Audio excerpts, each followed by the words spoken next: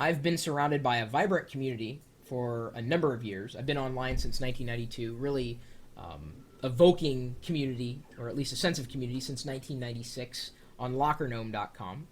And now, this chat room that has been done in conjunction with the live video feed at live.pirillo.com has geeks.pirillo.com, but of course, geeks.pirillo.com is open to anybody, any geek. And even if you think that you're not a geek, but you're passionate about certain things in your life, you're a geek. You may be a Lego geek. You may be a lighting geek. You may be a movie geek. You may be a garden geek. You may be whatever geek. It's just you're passionate about things. Well, on our community site, you can do a variety of things, including posting in a forum, a general forum, and posting your own blog.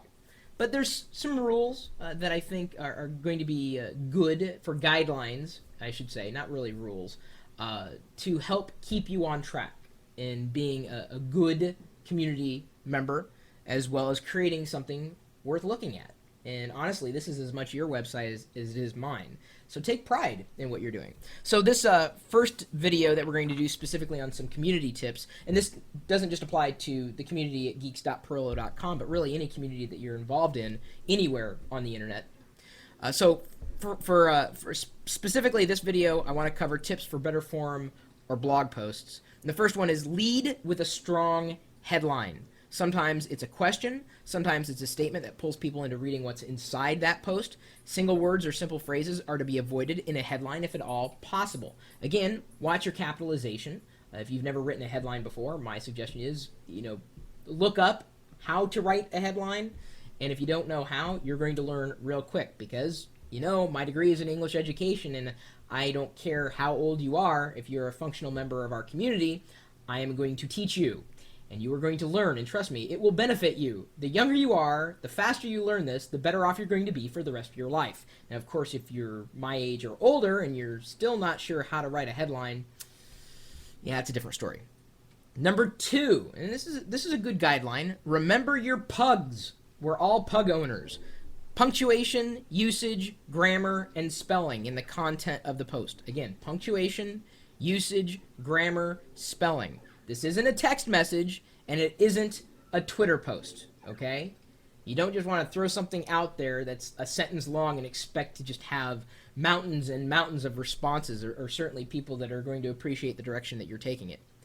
And this kind of falls in line with that one. 3, don't just ask a simple question. If you want responses, spend a great degree of time crafting your position in the matter. If anything, this is why I always like to do top 5 lists. People love digesting well-thought-out bullet points. If you're covering a news story or product launch, what about some photos, videos, original text? That's a big one right there. Never copy someone else's content, especially without permission. Always quote your sources. We want to know your perspective. Why are you taking the time out of your day to post something? Why are you posting it? Don't just post what somebody else has written. Why is it important to you? And again, it goes back to remembering your pugs.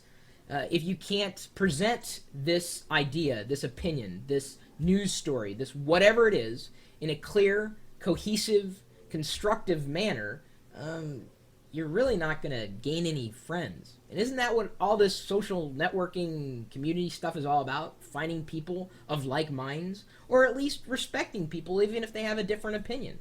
And a lot of the way that you present yourself in a forum post, whether it's a response or an initiating post, or it is something that is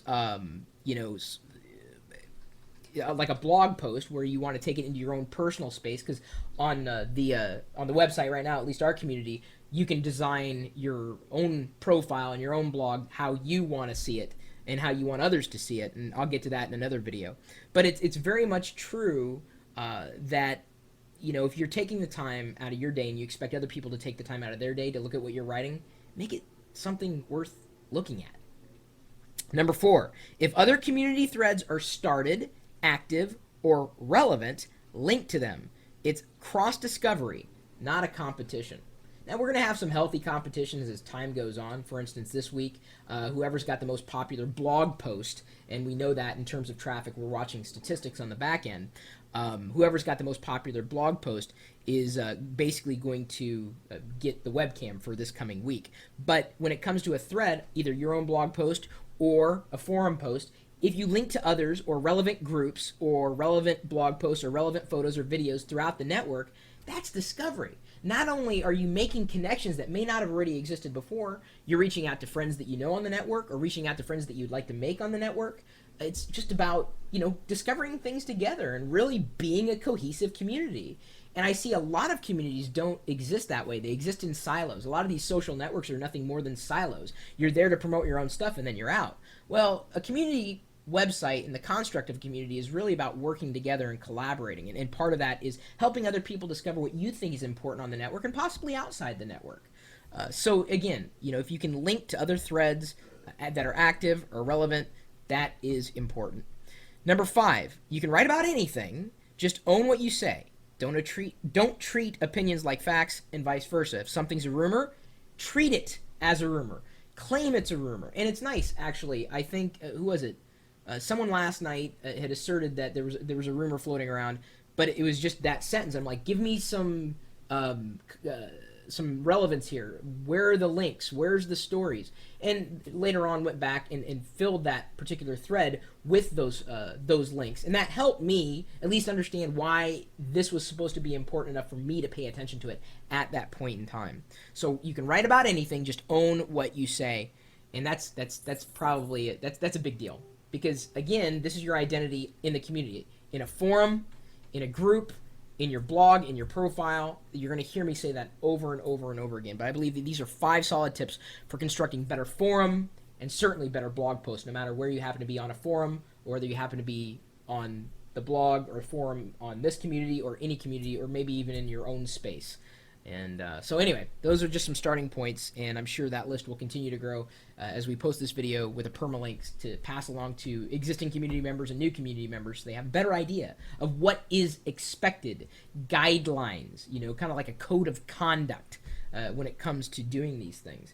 So you're more than welcome to join us. As I said, we're at geeks.pirillo.com. My email address is chris@pirillo.com, blogging at chris.pirillo.com, streaming live at live.pirillo.com, and oh boy, yeah, it's just never going to end, is it? But that's the fun of being a part of the internet, really. I'm streaming my life online. This video thing is integrated with the chat, so it's all this cohesive experience that is my life. I suppose if I could implant the internet, I likely would. Kind of have like a terminal scrolling up in my glasses here. Wouldn't that be great? They're probably working on that already. I would totally love to have like a web browser right here in my right eye. Well, not in it, but I mean on the glasses so I could take it off when I went to bed. I wouldn't want to dream about browsing the web. Not like I do anyway. So anyway, you can find us just about anywhere nowadays. But if you want to find the live video in the chat room, we're at one place and one place alone, and that's live.pirillo.com. We'll see you later.